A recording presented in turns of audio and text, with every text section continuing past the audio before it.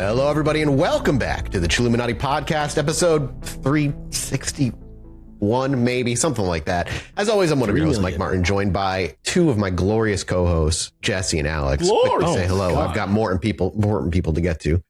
Thank you. Okay, cool. Good enough. And today, in addition to that, we pulled up a couple of really special plastic folding chairs to have a couple of wonderful guests here on the show. Two of the hosts from the podcast Believing the Bizarre. For 6 years now, you guys have been doing this podcast, dropping this shit every Tuesday without fail out in the cryptid, saturated wilds of Ohio. I think that's Melonhead County or country out that way. The Grassman country. I heard Grassman lives out that way. Grassman country, no, that's just country. Youngstown, dude. They just don't worry about that over there. You got Penguins Youngstown. Yeah, thank you for having us on. Yeah, Tyler, it's awesome to be here. Welcome, Tyler and Charlie from Believing the Bizarre. Yeah, thanks for having us. This is awesome. Yeah, we were just on your podcast not that long ago. You guys actually just dropped that episode a week or two ago at this point. I don't know. Time is a flat circle. Yep. It is. That's what it was recent. I know it was recent. It's fresh. It's fresh in our minds. Exactly. But okay, so we have you guys on the show. We have lots of guests on the show. We always start off sort of by asking them the same thing. And, the reason Chilluminati works is because there's three different hosts with three different viewpoints in our mind. Jesse's a skeptic, Mathis is a believer, and I'm like, I don't know, Shaggy from Scooby-Doo. I don't know what I am. But there's three viewpoints, and I always just want to know both of you, because you guys don't have to agree with each other. Like, which one are you? Like, where do you fit on that scale? I'm probably a little bit more on Jesse's side. Yeah, that's an interesting question. I would say we do mostly end up agreeing anyway, but I come in believing most things pretty readily. Ghosts and aliens, we both pretty heavily believe in. And beyond that is where we kind of, I think, separate a little bit, where Charlie leans a little bit more believable, and I tend to lean a little bit more skeptical. I believe in Fae Earth spirits with all my heart. In a real tangible way, or like we spent like a year just now talking about like magic and like what it is and how where it comes from. Like, are we talking like I'm just interested, like, I don't know if you've thought about it this way, but like, is it because you guys, is it your relation to, you said ghosts, aliens, those are pretty like, I feel like at this point we all kind of feel this way, at least in America. People are like, ghosts are out there and aliens are being hidden from us. But like, beyond that, you're like, I'm pretty skeptical. I'm pretty like ready to believe anything. Do you think that's like from a desire for those things to be real, or because of you hear the story and you think like, oh, it's real? And I guess vice versa too, right? I feel like I've almost the opposite. Like I've been forced to. It's so real. I've been forced into this. My fear have been held to the fire, and I just have to. Like, if you just look at all the evidence, I think it makes sense. I'm in a mood today, guys. I'm sorry. I know, you feel you've been convinced. So would you say before you started doing the podcast, you were a skeptic, and then No, he's never been skeptic day in his life. No, not once. No, my mom Browns win the brought me Super into this Bowl shit. every year. So is that everything? Like across the board belief? Or is it aliens? Okay, sure. But like, I don't believe in the Fresno night crawlers, like that kind of thing. No, it's most things. I can't think of one thing where I'm like, that doesn't make sense. You're very honest that you consider yourself gullible. I would say some people say that I'm gullible. I don't, but you do. And I don't mean that. I'm not talking down to Charlie here. No, like he obviously. said that. I think you are actually. I think you're dissing him a little bit. No, I've said I'm a gullible bitch. I've not said that. You have. I've said gullible. I'm pretty sure you've called yourself. You know me. Bitch. I know I've heard him even before we started the show. He said, "You know me. I'm a gullible bitch." That's our name here on the Riverside. Exactly. I think I would posit. Do you? I guess with the believing in everything, do you have like a belief that everything is kind of part of the same phenomena, like aliens, ghosts, fairies? They're all different fractal slivers of like the same source of weirdness, right? All fractals of like consciousness or what have you. I've definitely had that thought before. I listened to the last podcast. The capital before. P phenomena type thing. I maybe I think maybe part of it like separates out from like aliens because I think there can be aliens from other worlds, but like anything sure. on this planet, this realm, I think it all could be part of the same phenomenon, capital P phenomenon. Yeah. I agree. And I think I'm obviously like you in that way. And even with the aliens, I think part of them are whatever they are, there's a part that we literally can't comprehend because whatever they are is beyond us. And then there may well be things warping space-time with a physical craft, whatever they are, also possibly visiting or whatever.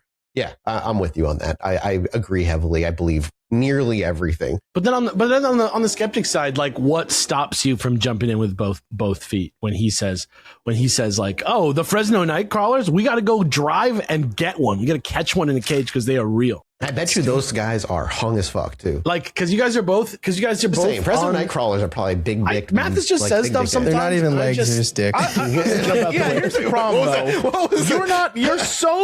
You're not thinking about it logically, and that I think is the inherent problem with your process here, because you're over here talking about like, oh well, you know, the Fresno night crawlers are real and stuff. But when you look at the night crawlers, they're just legs.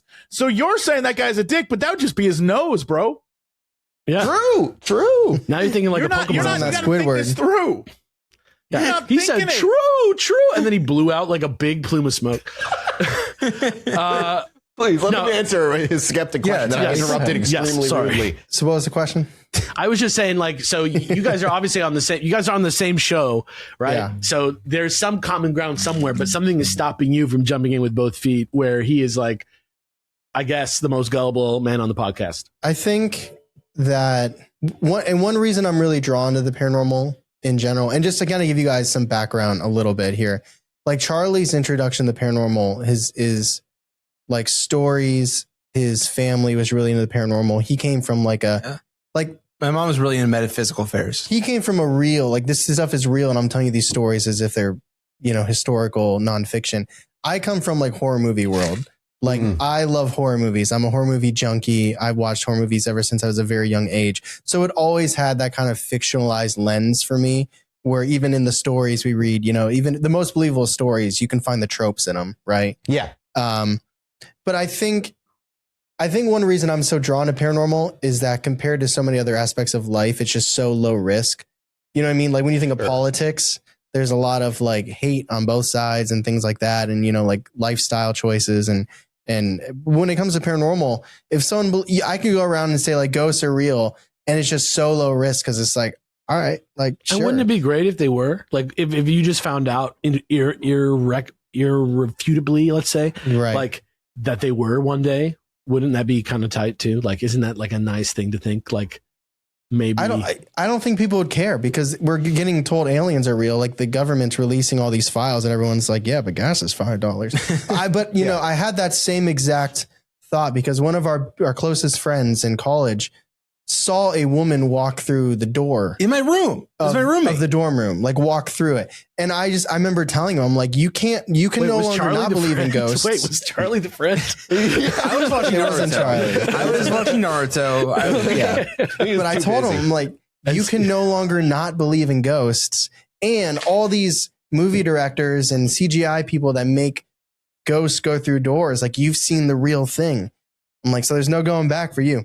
And the hard part is for people like that too, is like, you don't have a choice but to believe, but nobody will believe you. Right. Except for us. But except for us. Yeah. But I think another, like, the reason for skepticism is I find myself so engrossed in day-to-day life of like work, taxes, social media, blah, blah, blah, where it's like sometimes things feel so unbelievable, but I'm drawn to them. It's so hard to conceptualize sometimes. But also on the humanistic, the person side of it, with it going back to being so low risk, is if someone goes in the woods and they think they hear their name called, there's no, like, just, it's so much better to come back with a story of like, I heard my name called and it was so creepy and there was a creature out there, versus I might have misheard something or I misheard an animal. There's no stakes, you know? They said another name? Like I try to believe, like, outside of the stories that feel like creative nonfiction or creative fiction on like Reddit or whatever. But like, I tend to believe that people that we hear stories from believe that they had a paranormal encounter. But I think it's more fun and there's no harm in it. It's more fun to think, yeah, I didn't forget that I opened up that door and left. You know, it's like something opened up that door. Right. So then I guess the question is for me then, like, what are the ones that you both agree were probably real? Multi-witness. Multi-witness? Like, multi-witness are there helps. specific stories that you guys remember, maybe that you guys covered on the show or maybe in your own personal lives that you like that door one seems like you guys both, at least you certainly believe that he saw it, but are there any that you like believe occurred? Personally or ones that we've heard? Witnessed that? Personally. Yeah. Personally. So I have this really crazy story, but it only happened to me. So it's not really a good story. Exactly. I don't believe Just it. kidding. I'm just kidding. I did call my wife after it happened, and I was like, I'm never going. It happened in a theater. I was like, I'm never going back in that theater by myself again. But Tyler has a great story, and you almost at the point where you're not sure if you believe it anymore. Because I have a theory I do believe it. that your mind is so wants to protect you from this So stuff rational that it like almost turns it off as soon as it's over. So level-headed. I will anecdotally say I agree, because I've seen some weird shit in the sky, and there's one where me and my girlfriend both saw it. And as time has gone and we've revisited the topic, we talk about how it's weird. Our brains try to almost rationalize the weirdness, and we have to like reaffirm with each other, no, this is what it did, right? And we're like, yeah, that's what it did. And it's weird because we're like, my brain almost like wants to forget the really weird shit it did and like write it off as something that was not what it was. I noticed that I was listening to Ghost in the Burbs. I always am fucking listening to Ghost in the Burbs. And she talks about this story where she had this experience, and then as she got away from it, like, she almost didn't believe it. I'm like, I noticed that with so many people, like as soon as they get away from the experience that they have, they almost shut it out. And it feels like to me, there's something inherently in some kind of maybe an evolution or in something repression where you don't want to remember this terrifying thing. I mean, in trauma, that happens all the time. You're right. All the time. So, I mean, there's a lot of alien stories that are not aliens at all, but trauma, but your brain replaces it with something more acceptable, but still scary. But I'll give you guys a quick version of the story. No, give us, don't worry about quick or not. Yeah. That's usually what we ask our next guest is like, have you had any weird stories or encounters? And I'm curious as well, like, have you had any post doing the show, or was it prior doing, or was getting into the stuff? You seem to see or encounter more of it as you cover more of it. So this happened well before the podcast. This was probably like 2014. I grew up in more of a rural area of Ohio than we are now. Next to Lake Erie. And me and one of my best friends were driving around really late at night. Like we just hit up Taco Bell when we were like 22 or whatever. And we were driving. It was like, I can't emphasize enough that the vibe was great. Like we just had a great, one of those deep conversations that you have when you're 20 and you think kissing you're gonna homies, rule the world. Yeah. Taco Bell. We were blasting Iris by Goo Goo Dolls. Oh God, yeah, of course. Wow. You have to. Yeah. Wow. And This story happens in one very specific era now for me, I imagine. yeah. And so we're driving and we're listening to the song, and I stop because I see a dead possum in the road, and it's just a 2-lane road. It's very dark. There's not many houses. So I slow down. I'm in my Jeep. I swerve. We go around it, talking, laughing, singing. And then like a minute later, I see 2 dead possums. And I'm like, okay. So I slow down again, and then I go around, and I'm driving a little bit slower. One, because gas mileage in my Jeep, but also just like I already had to stop twice for 2 different dead animals in the road. And as we're driving, it's the breakdown part of Iris. I don't know if that matters to you, but that's the part for me. No, you're building the scene really well. This is like and we're singing that like we're having fun. And on the left side of this road, we just see 2 eyes coming. And so I'm already like, all right, gotta break again. There's something else coming. And I'm thinking it's like a deer. Like I was almost expecting something to like prance along. And so I'm stopping my Jeep, and it turns. And this has been the hardest part to know exactly what I saw, because I've retold the story so many times. But it like turned its head towards us, and it has like these yellowish orange eyes. And it doesn't feel like it's looking at the Jeep, because, you know, if you're looking at a car at nighttime, you just see the headlights. It truly felt like it was looking at us. And the way that it like moved across the ground, it was like the shoulder blades weren't moving right. Things were bent the wrong way. Ethan said it was like the back legs were the front legs. Yeah. Ooh. And then it goes just really quickly across the road in this little clearing. And I pull up and we see that it actually went into like this little tiny, must have been like a family cemetery. There was like 6 or 7 graves in there. And I look at my friend. We didn't say a word. There was no bias. There was no, what was that? What did you see? We were both literally about to start crying. Yeah. Like we had so much dread. And he lived like a minute from there. So he was like, can you please not drop me off? And I'm like, can we I just got chill you. So some more? Can we listen to Iris again? Yeah. I mean, like that's the one problem I have with this story. It would have been better if it was like Slide or some other Goo Goo Dolls song. He just doesn't buy that it was so perfect. Yeah. Yeah. And so, but it was a really cool experience because we interviewed him on our Patreon like 4 years ago. So it would still would have been like almost 10 years after it happened. And like Charlie was saying, there's definitely like I saw it with him. So I know something happened. I know we saw something, but over time it started deteriorating. And I'm like, well, did I? But I'm like, I'm not going to say anything. I want to truly hear his experience because I hadn't talked about it in like 6-7 years. And hearing him on our Patreon say word for word the same exact thing that I saw, that I experienced for me. And I just re-listened to that recently, like 2 months ago, listening back to that interview. It was like, yeah, okay. Like we didn't collaborate on this. I didn't touch base recently. At least it was authentic. See the same thing that I saw. And that description that you have of like some deep fear, like a dread, like it's like your brain seeing, like you said earlier, it's like your brain seeing something it can't comprehend. And there's like that lizard part of it that's like, you're in a danger, dude. Get out, whatever this thing is. That's like an eldritch horror. Yeah, that's just horrifying. That's so scary. But yeah, that's the most scared I've ever been, like paranormal wise, in my life, hands down. Thank you so much to Cash App for sponsoring today's episode. You know how there's always that one app you kind of like end up reaching for without thinking about it? Well, one of those for me is Cash App, whether I'm splitting something with my boys or just moving some money around. And here's a fun feature too. You can actually customize your card. So if, I could draw anything on mine, it'd probably be something appropriately cursed for this show. Anyway, if you weren't up to speed already, Cash App is way more than just a safe way to send and receive money.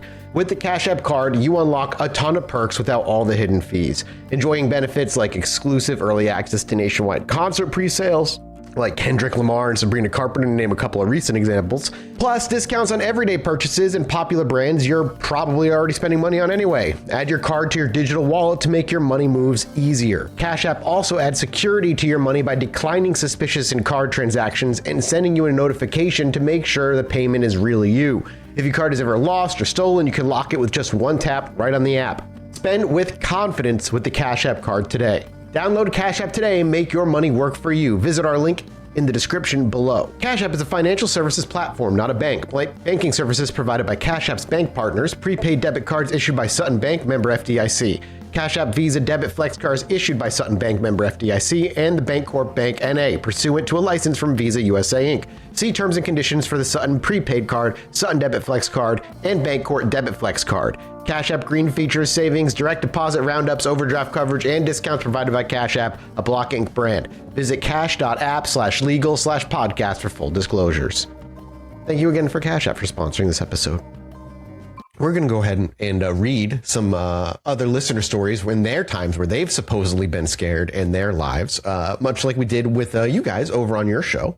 And this first story that we're going to jump into, that I'm going to take the handles of, and we may pass along reading privileges as we go, is a doozy. Big boy. This is a big boy that got dropped off in our email 3 years ago in 2023 that I like bookmarked and then never went back to. And I'm like, you know what? Fuck it. Like let's today be the day. So Al, thanks so much for the email. I appreciate it. And we're going to jump right into it. So, hey fellas, I love the podcast. Congratulations to the many years of success. I was initially listening to the UFO rabbit hole with Kelly Chase, and Chilluminati was referenced during one of the early episodes. I listened to episode 69 first, and I was immediately hooked. Nice. Wonder why. LOL. Wonder why. Then he says, LOL, not really. It's just cunnilingus. Yeah, he teased us. Just You the feel one like you got like currently cunny listening trap to. just there. They're just like, I did 69. That's what we get for not reading along. You guys, sex. Just kidding, I'm married. Is that the one? Is 16 episode 69 when we did Vagina Island or whatever it was? Episode 69 was all sex mysteries. Yeah. Yeah. Okay. That's All right. fitting. Hopefully you guys are still okay with listener emails. I don't want to post this on Reddit because I fear the formatting. This is a long one. You can share as much or as little on the pod as you like. To answer your question about listener emails, we do accept them, but there's a bit of a wait list. Backlog, if you will. Yeah. So I went through and listened to all the UFO, UAP, alien episodes first, as that is what interests me most. I've since listened to the rest a few times. They are all thoroughly entertaining. The chemistry between you three or four sometimes, as well as five. And your timing and delivery is exceptional. Tommy Karate, Chef's Kiss, one of the best series I've ever heard, period, which is still funny for me. That was episode 9. Mathis, you just reminded me, the new La Llorona is the Pete Davidson Tommy. It's literally called Tommy Karate. The movie is called Tommy Karate. I haven't heard him do it yet, but if he sounds like, I'm Tommy Karate, I'm going to lose my mind. He's not going to. He's going to sound like Pete Davidson. Tommy Karate probably got like $100,000 for this, and he's going to have us killed. I hope not. Listen, send me an email, dude. I'll bring the episodes down. I don't want to die. It's fine. Anyway, I imagine all of the episodes in the format of an episode of Drunk History. I listen for the guests, what is it called when the AI is going to kill you just for thinking about resisting it? The box. Shit. Yeah, forget. Yeah, that's this. Tommy Karate was a mobster serial killer who had the voice of Mickey Mouse, apparently, and he's been in jail forever. And I think he's still in jail right now and alive, but they're doing a movie about him. He says, my name is Tommy Karate, and I'm here to kill you dead. Now, Tommy, I don't know what the hell that voice was. That was disrespectful as shit. I'm on your side. If you need to kill these guys, I don't even know them, bro. Whoa. I don't even know. Who are you? He's going to have you whacked from the inside. Have nothing to do with it. I don't even know these two. I'm a guest on this show. John McClane's wife's boss over here. Wow. Hans Bubba. All right. Yeah, what a Benedict Arnold. Charlie's a little Sicilian, aren't you? I'm more than a little, my friend. But could you get in? Because you're not full. I asked my mom and she said I couldn't. But can I have some pasta right now? Actually. Yeah. Pulls it out of his pocket. He goes on to say, I imagine all of the episodes in the format of an episode of Drunk History. I am definitely more of a skeptic that wants to believe. Yeah, I love Drunk History. I would die in that hill. I love Drunk History. Yeah, Drunk History is great. It's actually great. Like educational programming. It's like Sesame Street for grown-ups. Yes. I try to show it to my wife and my friend. They're like, this is stupid. I'm like, you're stupid. You're get out of my house. Your wife and your friend are damaged people. Yeah, they are. I really appreciate you guys having someone, Jesse, keeping a lot of the different concepts more or less grounded. Whoa. What about that made-up agent that I made up who narrates half the episodes that I write? You mean he's Agent pretty grounded Brown from the Chilluminati headquarters who has to pneumatic tube you all your information? That sends you... no, that guy's real. No, I don't know what you're time slices through a pneumatic tube. Time slices are going to follow you around forever, Alex. Time slices are both cool and real. They're not. I mean, you're not wrong. Conceptually, like philosophically, you're not wrong. I feel like, number one, everybody agrees they're the coolest thing they've ever heard of. And number two, they read about it in the encyclopedia because it's real. You all remind me of my good friends. I never fail to put a smile on my face. If I was to say I was someone, I guess I would say I'm an Alex. Well. My dude over here, like, I'm a huge fan of time slices. My favorite part was when he put all the time parts in order of slices. That was both cool and real. Loaf of bread. It was my favorite part. I had to confirm that it was real in my physical encyclopedias on my shelf, but they were in there, so they were real. Everyone who knows me would say I'm a Jesse, but in reality, I'm on this rock to enjoy the ride. Hopefully avoid slipping into the usual millennial existential dread. I wish I would have ended with, I'm actually a Mathis, though. Yeah, I was waiting for that. If I'm being honest, listen, that doesn't happen very often. Someone being willing to claim to be a Mathis is putting yourself in immediate danger to be scrutinized by everybody who knows true. you. And I would say I'm a Mathis. I definitely am scrutinized by all my friends. Exactly. You know the weight that comes with it, you know? Yeah, they don't even like me. That's the end of his they submission. like just to be safe, they don't let you in Chuck E. Cheese anymore. They don't do that. No. Yeah. I know. I haven't tried. Just to be safe. And it's not about the kids, it's about the mascots. I didn't say it wasn't about the kids. I was at Chuck E. Cheese a couple months ago with my son, and there was this dad that just was in front of the basketball machine for like 45 minutes. I was like, fucking move, bro. Get out of there. I know you don't want to be here. Move. He was reliving the high school days. He was having it. He's like, I could hit every one of these if I wanted to. He was, but like, Bro's Maybe just he was fucking- 35 and his wife of 15 years like left him, and he's just trying to go back to where he Maybe is. he was you know, there by where he himself was. because Chuck E. Cheese was the last time he really enjoyed life. Did you ever think maybe he just likes the pizza and he just wants to? No one I likes that don't, no, I pizza. don't believe that. Do they serve whiskey at Chuck E. Cheese? They should. Pizza in the pulpit. That's what it It's was the best for. place to play basketball, and it's the best pizza in town. Did you ever think of that? I was a DZ Discovery Zone kid. That's what? insane. That explains Easy that Discovery explains so Zone. That much. explains so Yeah, much. That is actually, so off brand. What do You know mean why? off Because brand? because That's because you can be a kid on your own there. Exactly. DC Yeah. Discovery Zone, where you can be free and on your own. Did you guys ever go to the So Cool So Fun IX Indoor Amusement Park? Is that Cleveland? Don't Yeah, even know what that That's is. got to be. Did you guys go to Cleveland and go to our IX indoor? I did. The So Cool So Fun IX Indoor Amusement Park. All your Cleveland Jesse's from listeners are Columbus. like, oh I my got- god, There was I got Wolf memory Lodge. unlocked. Or That Cedar was a Point. thing. What was it? Wolf Lodge. Oh yeah, yeah. And Yeah. Sandusky. Yeah, Wolf Lodge. You got to go to Cedar Point, Kings Island. Like, those are the spots. Great Wolf Lodge is just wet Chuck E. Cheese. Jesse, you never been to IX Indoor? Never been. Really? Nope. I haven't. Do you want to either. go with me? I haven't either. what kind of Yes. stuff do you do? I would love. I'm a Dave and Buster's guy now. That's fun. David Buster's What kind of used to stuff be do you great, do and at now IX it's all Indoor? like mobile games, but big. Lol. Like Fruit yeah, you're Ninja. right. Big Yeah. Fruit Crazy. They Ninja. have It's that. just mobile games. I know. Well, that's what kids like. Flappy Bird. Yeah, what do you do at that park? IX Indoor Amusement Park? I know there's one of those, like, they bring all the shit inside a big thing. This like, is Is not there like a sponsored. zip line, indoor zip line? No, it's not year round. It's not. Then what's the point? Never Well, mind. it's trash, a convention garbage. center. They have to convent other things. We should do our next live episode there. Yeah, we'll fill that space. Can you zip Do it. line around the inside? Can I? There all was right. a zip line. Can we do a show there? But I show Yeah. up as an Yeah. expert who knows about the hauntings at that place, and then I just make I up a don't know if bunch there of are nonsense. hauntings. I would do it. I was going to Can say, what is for this you? character you're building for me right now? Is it just Jesse lying on stage? Yes, that's or is right. it a That's right. character I'm with, gonna a, talk with about a name. yeah, but we have to get an audience of like children because that's how it really lands. And be like, Yeah. oh, their legs were ripped off when they went I'll- down and the I'll, slide. I'll go on the zip line and Unless I'll they ate undo. their broccoli. You I'll guys undo are my, underestimating how big the IX Indoor Amusement Park is. I really am. You Yeah. mean it's How not big is an it? aircraft hangar that could fit a cruise ship inside? It's It not. is huge. Are you? Is it really? Yeah, it's legitimately giant. I'm going. I'm going.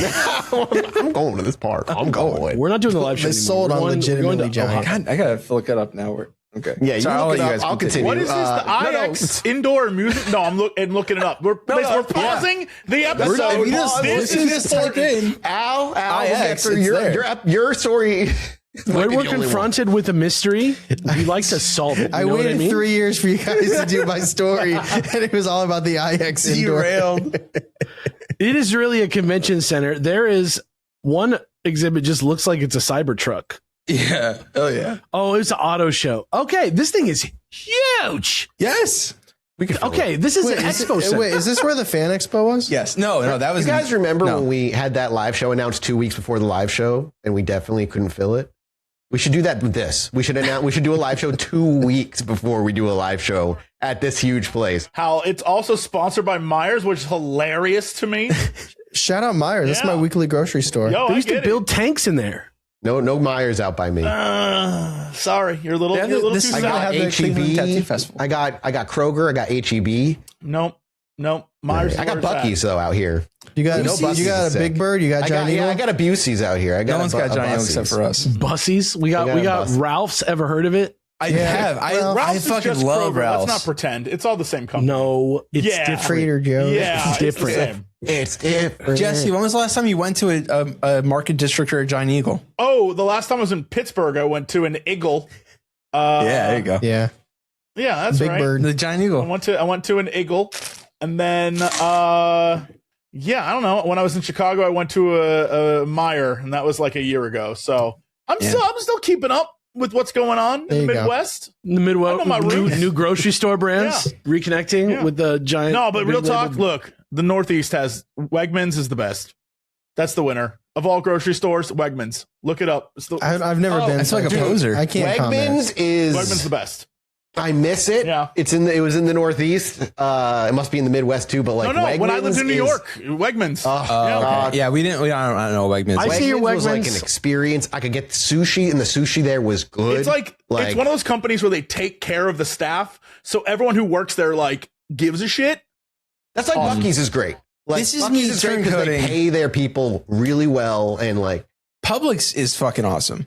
You guys, let me tell you about a little place called Gelson's. Gelson's is like the Buc-ee's of your happening? dreams. No.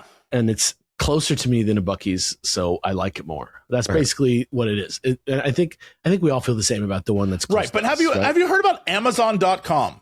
Because guys, I think it's They gonna have a blow up. They have store now. everything. How's their sushi? I would wager you could probably find it on there now. It's fast. I would be nervous to try it. They have the bad Kewpie mayonnaise though on there, so don't buy on there. You can get better. You can get the real stuff at Target. Don't get on Amazon. Okay, back to the listener story first. He says he has a couple things he wants us to think we're interested in. First, he's a music producer, but not his day job. He's in several. This is where he promotes himself. Hold Several on bands. now. Hold on. Let's hear it. Let's hear it. Yeah. He's a keyboardist. He's a lead guitarist. Nice. He also has his own synthwave project, which is kind of sick. Yo, He's is provided it called Ghost soundtracks. Machine? If it's not, it needs to be. Ghost the Machine? Ghost the Machine. Like leave it on Ghost the red? Machine. Yeah, leave it. Yes. Like don't show up at the date. Yep. Like no AI?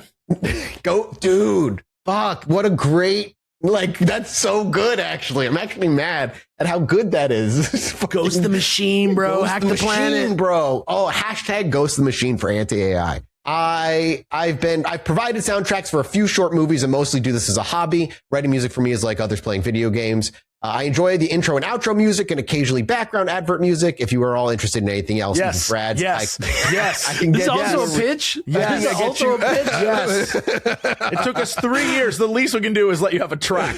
Yeah. Also, send us an email. I can, yeah. Send us an email. We'll get to it again in I will another read 3 it. years. I'll Man. mark it and I'll get back to you in 3 years. Shooting your shot. And it's a guest episode, so you got two clients double now. the Yeah. fun. Yeah, hit us up. Yeah. We're here. Yeah, throw them an email. Throw Believing the Bizarre an email as well. I can get you original unlicensed music. Fingers snaps fingers. I like it. Fast. Also, one of my bands I'm in has a song called Reptilians by Parade of Bad Guys. I think Matt, this would really enjoy this. Is this a I band will called go- Parade of Bad He's like, Guys? here's the link. It If you sounds want to like- play it on the show, you can. Yeah, I'd be sick. No Here's worries my if you don't. SoundCloud. No worries if you do. I also have a book in my possession called Transformation of America. Trance is in like the music style of trance, I imagine.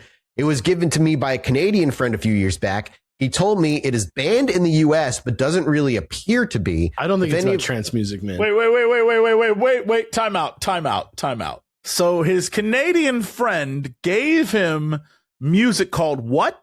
No, it is a book. No, it's a book. He has a book in his possession called Transformation of America. I don't think it's about trance music. No, I think it's about meditating and going into a trance. Probably. For America.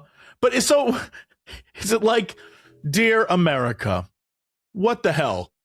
Love Canada. I don't know why is it's that time to- America. It's I don't know. time I have to to look chill it the up. fuck out, bro. Well, I think Canada's in the Americas, right? Because that's true. You are very Central correct. America? Yeah, They're about to be a that's new on state, us. actually. You're right. Do you think like I you am think- right, Tyler. Why are you laughing so hard? No, it's the I think part. I don't want to go outright and say They are. calm down. Yeah. They are. Did you are you saying that transformation is like a pun on United States of America? Like it's transformation of America? That's Because not it's Yes, I think that's what it's trying to get. That's the pun. Transformation of America, transforming America. He says he can forward it to us in a PO box, however, receive things, but he's read some of it. It reads like journal entries and is more or less a woman's story about being some kind of sex slave to the rich and powerful CIA. I was like, Oh, that's not what I thought it was This going is to be this at all. all that you guys all could have broke the completely Epstein files, but 3 years ago. Yeah. God damn it! This is what I get for not going back to a story after 3 years. He says, odd piece for sure. I'm going to read more before I send it. Sorry for the lack of details as a type. The guy's like, do you want my half-read book? That's exactly what he's like. Actually, I'm going to read it a little bit more. I want him to make it an And- audiobook and add the music behind it. Oh, yeah, he could make a whole product actually out of this. Yeah. In the end, I have a few stories. I'm pretty solidly in the Jesse camp when it comes to my skepticism and the level of quality quantifiable evidence needed to confirm a story, but nonetheless, shit happens. I'll pass along the sightings I've had real quick before we get into some very odd happenings from my childhood home. that have always perplexed me. Feel free to share as much or as little on the podcast. The sightings. There's nothing real quick about this. No. I can scroll forward. There's nothing quick about this at all. I'm still scrolling. I've finished scrolling. Listen, I bookmarked this. I owe myself to get this out there into the public. The sightings. I have actually had 6 unexplained sightings. 3 of them took place in North Idaho, and 3 of them taken place in Southern Idaho. Just Idaho, bro. It's just just say they're in Idaho. You literally could have just said, I had 6 sightings in Idaho. Would have been more condensed. I've had other unexplained sightings while on the road, but I've always assumed I wanted to insert in East Idaho. And some of them not on the road. Mostly in Idaho. Some of them are on some streets. But I've always assumed it was just a far away airplane or light.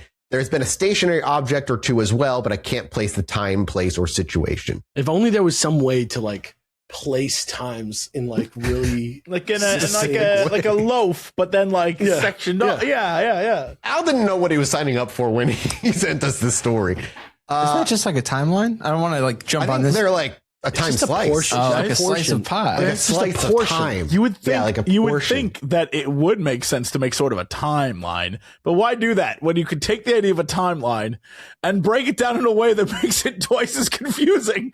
Why not do that? No. It lent it greater significance, and that's what it says in the encyclopedia.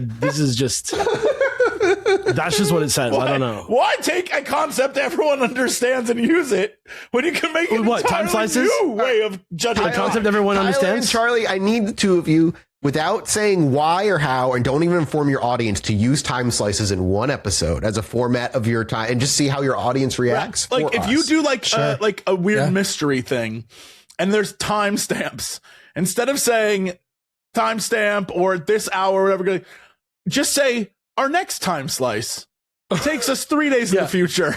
I think honestly, new slice. I think honestly, if we're being real, you know, like how some people you just want to punch them in the face. Yeah. I think time slice is like a word that you just want to punch in the face, and I just think saying it 65 times in one episode made the audience want to punch that word. Definitely the word in the face. Right. I They kinda weren't like rejecting you with the concept. No, they were rejecting loved the me. word. They loved me and the It concept. makes time sound like a big pizza. Yeah. And we're all just a part of the pizza. Yeah, I like it. Time is a flat circle. I'm on time slice side. That's right. All right. This is okay. This is like when people finally started liking Sorcerer years later, and it really helped William Friedkin come back together as an artist. I'm so glad we have you 2 here to help Alex work through some trauma. I'm in favor. You know, I'm also really big into telling stories not chronologically. Oh my Yeah. God. Yeah.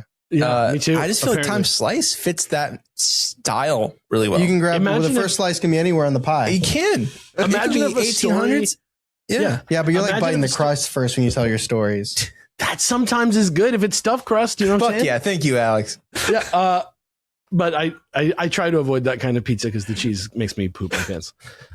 Sorry. That's just Alex. Everything makes you poop your pants, dude. eventually.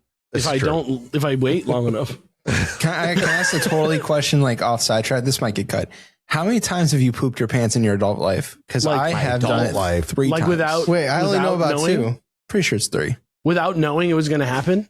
Yeah.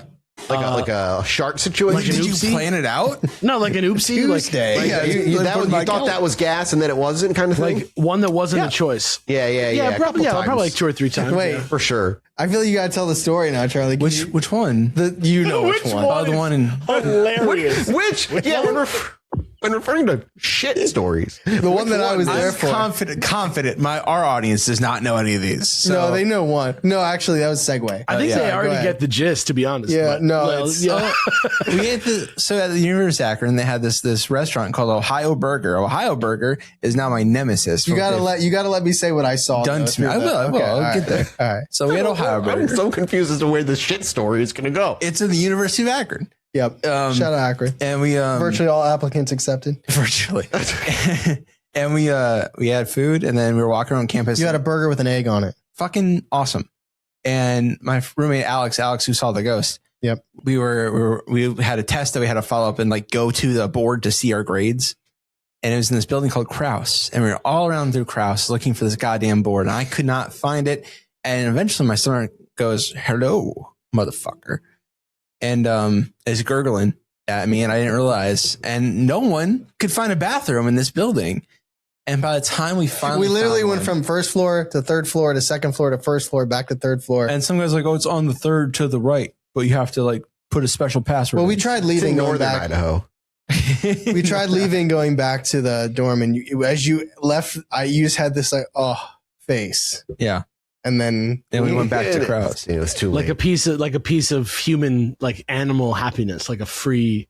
Yeah, so Charlie finds a bathroom, goes in. I had a and time slice in the bathroom. Me and Alex are standing in the hallway just talking because we know it's gonna be a minute, and then we see this dude walk in, this older guy, and the door is like a swinging door. And so it's like we catch it in fragments. We catch it at time You slices. catch it at time slices, And, exactly. and Sometimes so the it first works. slice is a guy walks in, and the second slice is, oh, Charlie's out, he's done. And the third slice, the smallest slice, is he's washing his underwear in the sink. Oh no! Hey, you know what? We've seen that kind of. I know. I've been some places very similar to that sometimes. We always joke that the old guy was just like, yeah, I've been there too. I've been. I ended up throwing away the underwear from Sharon Barron's then, and ran home. In tears. One time when I was in 7th grade, I sneezed and I pooped my pants. There you go. You're But you're a seventh kid. grade. You're a kid, though. He was a grown ass man. 7th grade is beyond the point where it's chill to poop your pants. Just so you guys know, fair. like 7th grade, that's like a guy you can like almost drive a car. Like if he's shitting his pants, he's got to hold it down. He's got to stop and look inward and fix. Yeah, he's himself. got goop in his hair. He's trying to get with a girl. Came outward. One Hey, time when I was a Boy Scout at the Camp Yagu, I slipped on a pile of human shit in the bathroom. And No. landed right in it. No. Alex, does that ever He happen was to you? right there. You ever slip in a bathroom? Yeah. Yeah, one time I slipped in the audience's piss and sliced open both my knees in the bathroom during a show because I was so wasted. Because I let everybody just bring me drinks. It was like the first Chilluminati live show, we ever and I was just did, trying to be a bro. People were putting drinks on the They table. come up to the stage and just put beers on the table and fucking just I had to pee so bad. I went to the bathroom, and then this guy heard me fall down in the bathroom. I was like, like I hit the ground on both my knees, and he was like, "Dude, I turned around to help you, but I pee on you." It's all right. You got sterile piss on your open wounds when you landed That's on your true. knees. So That's really Sure, comforting. man. Sure. I mean, I didn't get sick from it, but I do look like this now. So who knows? Hey, I wonder if Al had any sightings. Let's talk about real quick. Yeah, the we're first never getting sighting, to well, this it's sick. story. He says the first sighting wasn't actually a sighting. It was an experience and by far the weirdest. I was camping with my friends back in 2006. I was 20 at the time. I only remember that because getting alcohol was still a pain in the ass. Damn. We had been, I wasn't drinking when I was 20. I was 20 in 2006 as well. Fuck, I can't believe that was 20 years ago. We had been floating the Coeur d'Alene. Is that how you say that? Coeur d'Alene. Coeur That's where d'Alene? That's where Dan Cummins is from. Oh, cool. Man, I didn't know that. They were floating that river all day, and we were back at our campsite. The campground is called Devil's Elbow and is relatively close to the Montana border. This site is actually one of the best maintained campgrounds I've ever stayed at. My friends had been drinking a little after we came back from the river. At this point in my life, I wasn't very good at drinking, and on this day, I was very dehydrated. Like Though the I wanted to concept drink. of? Just didn't keep up with the water, it seems like. You know, it wasn't. He should have been drinking more water as he was downing booze. Yeah. Though I wanted to drink, I knew better and I couldn't partake. No other extracurriculars were involved.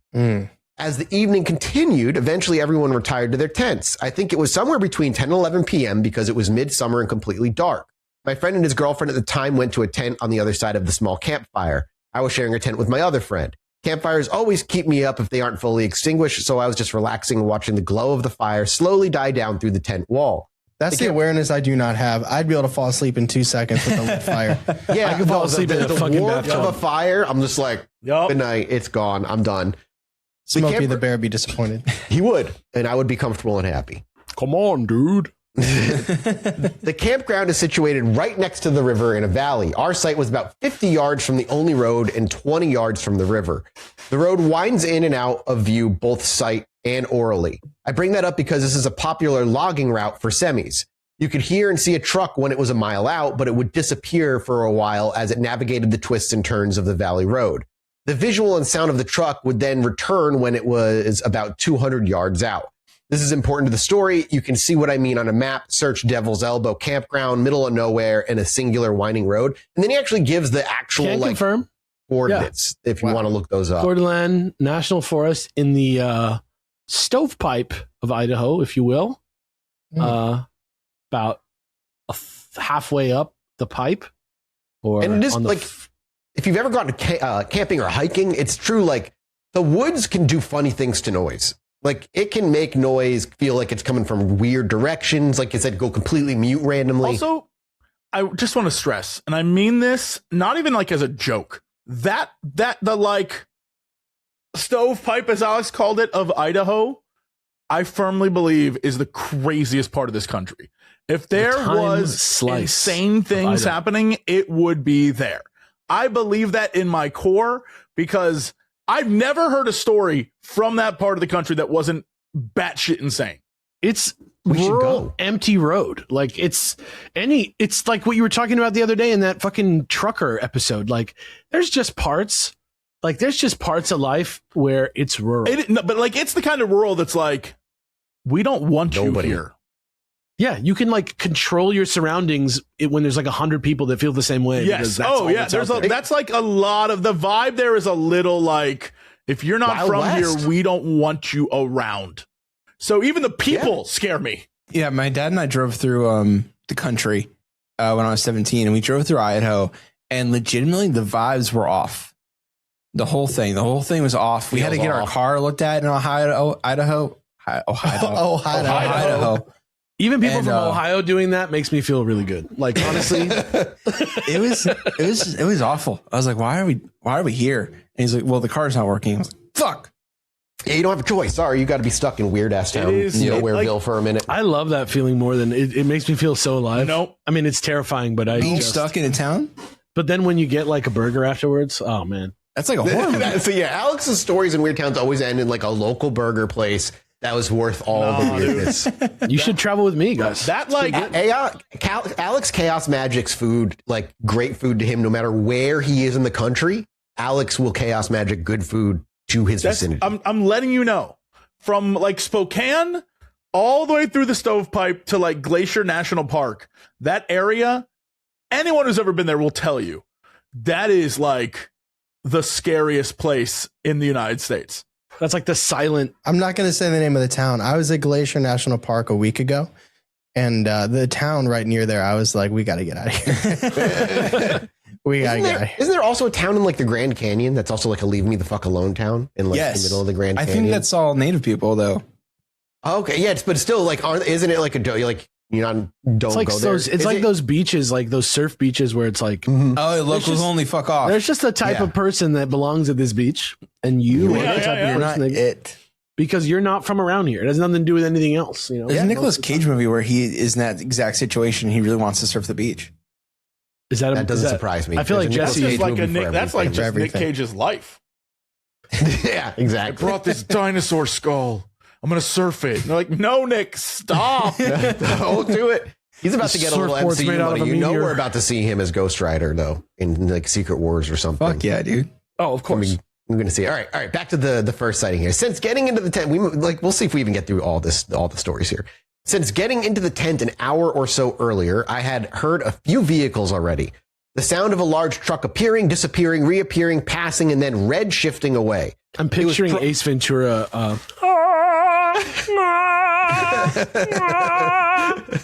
So isn't red shifting? That's also a horror movie, right? Red Shift, I think it is. Actually, maybe it's a car movie. I don't know movies, so I wouldn't know. I don't know. It was probably around midnight, and I was now staring at the glow stick hanging from the top of the tent when I started to hear an odd noise. I initially thought it was the camp host's golf cart. This particular host used an electric golf cart to occasionally go around and check in to make sure nobody was burning the place down or anything. My initial description of this sound was akin to tires on pavement, like a crackling, crunching, whirring of some sort. I thought it was the golf cart because it seemed clear, close, and there was no engine noise. It dissipated like it was just some faraway traffic. I thought nothing of it, except the sound didn't totally die away like it was a car navigating those turns. Instead, it initially receded slightly, and then it very quickly started getting louder and louder. It was also no longer sounding like tires on the road. It was a hum, crackle, and a low-frequency rumble I have never since quite experienced, which I will note is immediately reminiscent of many UAP sightings, especially ones that are up close, the weird rumble hum that people tend to feel when it arrives, the crackle in the air, a weird change in like the atmosphere around them. He goes on to say, now I have played and ran sound for hundreds, if not thousands of live shows since 2006. I've experienced all sorts of weird frequencies coming out of speakers. This was and still is completely foreign. The sound initially started near the right side of my prone body, the road side. As it grew louder, the sound became all-encompassing. It seemed like it was right above me. I sat up. The volume continued to grow until it was about as loud as a rock concert. If I had yelled, someone might be able to discern what I was saying. But that wasn't all that changed about the sound. The pressure or intensity was ramping up with the volume, which is what I mean when I say the atmosphere around someone tends to change too. Like things That's just what it feels like when you're in front of a speaker, though, too. Let me tell you, like when you're at like a EDM show or some shit, and it's like you're there, you can watch videos of people getting their clothes like ripped off. Completely foreign. I feel like we're gonna have to deport this sound. God damn it. God, that's gonna get cut, huh? No, that has to stay. That has to stay. That joke has to stay in it. It took me too long for it to click, to be honest with you. He goes on to say, I had my hands over my ears, but it was forcing its way through my hands into my ears and body. The sound was so intense, it felt like the ground was vibrating and my vision was shaking. I've experienced this phenom with some resonant bass frequencies, which is what Alex was like just saying. Mm-hmm. I started attempting to talk myself into bolting, but I was paralyzed with fear. At a certain point, around a minute or so into the experience, it felt like it was all coming to a fever pitch and my body wouldn't be able to take the pressure of the sound much longer. My eyes couldn't focus and I was expecting something to burst through my tent at any moment or literally rip it to shreds. The sound was so huge, it felt like it could crush me. And then the sound, gone. It switched off like it never existed or happened, like a light switch. No reverb or echo lingering around whatsoever, bouncing around the valley. No longer consumed in fear, I jumped out of my bag and unzipped the tent door and stuck my head out. Nothing. No lights, no entities or people, no golf cart. The campfire was still slowly dying away. I was in shock and couldn't believe it. I stared out into the darkness and could hear the river babbling nearby. It was otherwise completely silent. No bugs or nature making any noise, which is also extremely goddamn common when UAPs are closed for some reason. That's true. So creepy. Creepy. All these are hitting check marks of like, the only thing missing is you literally looking out and seeing it. You got like the experience almost of it like passing over you. Like what if Smokey the Bear just got like an upgrade though? Like, you know, like they gave Smokey the Bear his anti-fire machine and it's like a huge piece of no he's like driving around just like put him out, bitches. I'm Smoker the Bear. Smoker the Bear. He's like the multiverse traverse hopping link. Yeah, he rolls you up into a cigar and smokes you. He smokes you, and you get pulled into another dimension. What it's like. This is what it would be like to burn in a forest fire, kid. Using the multiverse. Oh, that'd be great. He's Kang the Conqueror. So it all still felt quite eerie. I eventually closed the tent back up and sat in there wondering what the hell just happened. My friend and his girlfriend were snoring in their tent, and my friend had never even stirred through the whole experience. After a long while and the fire was completely out, I eventually got back into my bag and managed to snooze. When I awoke the next morning, everyone was still asleep. I physically can't sleep in, long story. When everyone eventually made it out of their tents, I asked them if they heard anything the previous night. Nobody could corroborate my story or anything that I had heard. They all agreed and said it was probably just a truck. No way. Years later, my logical brain thinks the only explanation would have to be some kind of infrasound acoustic phenomenon, oftentimes speculated with the Dyatlov Pass incident, which we talked about in detail when we covered that earlier in our show's life. Yeah, it's one of the ones that makes the most sense. I think it also might have been Elsa, but that we can move on from that. It's a whole other, that's a whole other I think it's probably episode. Smokey who remains, dude. I think. That's true. He probably did. However, he says no wind. To this day, I have zero idea what this could have been, though I saw nothing. I've never experienced anything like it except for when I have access to a full PA system in all of my synthesizers. And even then, the pressure can't be emulated. I still do a lot of camping and hiking in the backcountry. There are times in the night, early morning, when nature becomes utterly still. I could have had some weird waking nightmare and snapped out of it right before the birds woke up. But like I stated above, nothing quite like this has happened before or since. And also, that doesn't really fit with a night terror or like a...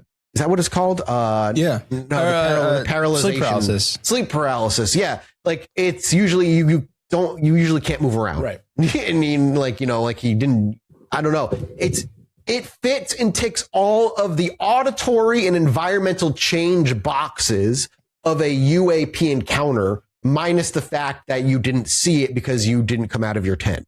Yeah. It's a weird one.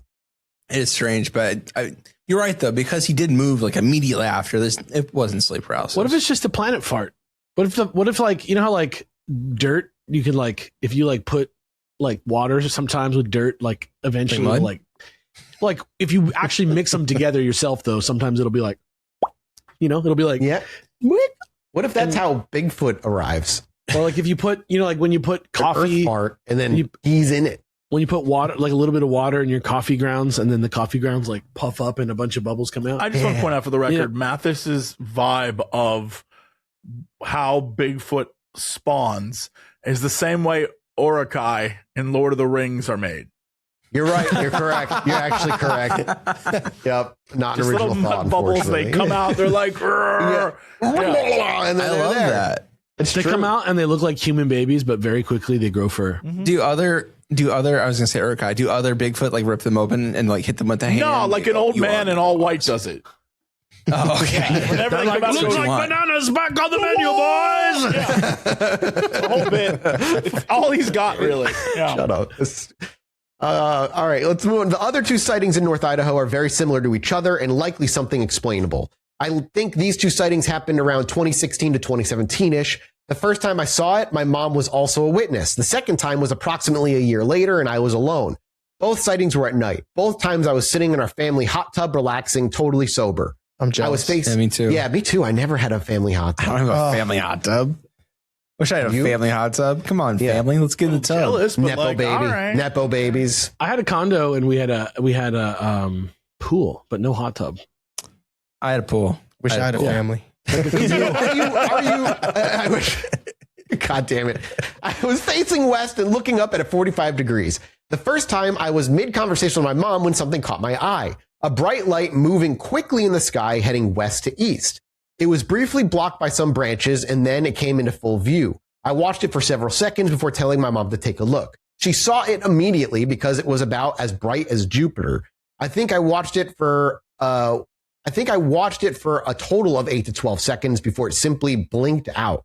She saw the same thing I did. I've seen things like this in the sky. I've talked about it on the show He's before. seen it weird during the show recording and like gotten up and checked on it. And then one live. time, eventually it disappeared. It's so, then it it's essentially so wasn't interesting there. the difference. So you will see something in the sky and you will like, oh my God, I'm going to obsess over this. What did I just see? What was that? Yeah.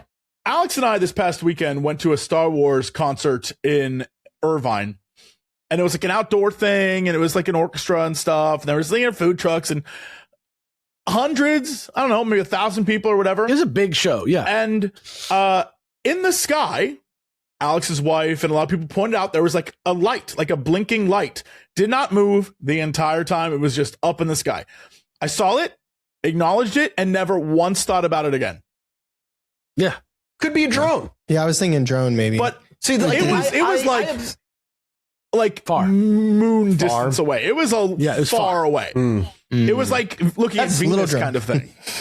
But like, I think like that's why I obsess over what I see in the sky, because I've been able to learn what things look like. I've learned basically like so much basic fucking astrology or astronomy, not astrology. Well, both actually, but I you know make what that I mean. mistake all the time. Yeah, exactly. But like, and I've really come to familiar with just like what satellites tend to look like in the sky and all the different kinds of satellites and the iridium flares that can happen with satellites, things that help. Oh, okay. Wait, can you explain exactly what that is? Because I think I saw it in Bryce Canyon and I was tripping An iridium flare is when you either see it, a bright flash in the sky briefly, or a satellite that's tracking gets really bright quickly and then disappears. Is that from the sun? Is that just sun reflection? It's the way the actual it's either the satellite moving, just coming out of the reflective positional where the sun is hitting it and you're getting one, or it's when a satellite is turning its dishes, catching the light really brightly for a moment before it moves out of the sun's ability to catch it. It can determine what can determine if it happens is how or where in the atmosphere it is, because there's different satellites on different layers of the atmosphere. So if it's lower, you can see them later into the night because it's able to catch the sun for a longer period of time. And then sometimes you just catch a really bright flash of because orange. The sun had dropped when we saw it. Mm-hmm. So I was wondering why. I assumed that's what it was, but without the sun, being around, I was like that, or even like setting. I'm like, that's so strange. Especially so what is that called again? An iridium flare. Yeah. You can look it up. It's usually low flying satellites right around 9 to 10-ish PM is where you're going to see them more up. Most likely. Is that what it was? That is I feel like I've seen this. I feel like I've seen this also. Like this feels like it is explained several things. It's super exciting when you see it the first time. It is. Then you research and you start learning. You see more of them, which is what makes the weird things I've seen more interesting. The things that don't move in a straight line, that do stop and start and readjust course and like linger. And I'm like in a very, very, very drone restrictive area because I'm super near the airport. And so like if you fly drones out here, you have to be under 500 feet and you have to get a permit, and the permit's for like an hour, and you can't do it in certain areas completely because just planes everywhere. But like, you start to learn what's in the sky. So when you see stuff in the sky, you start being able to like knock out what it is and what it isn't.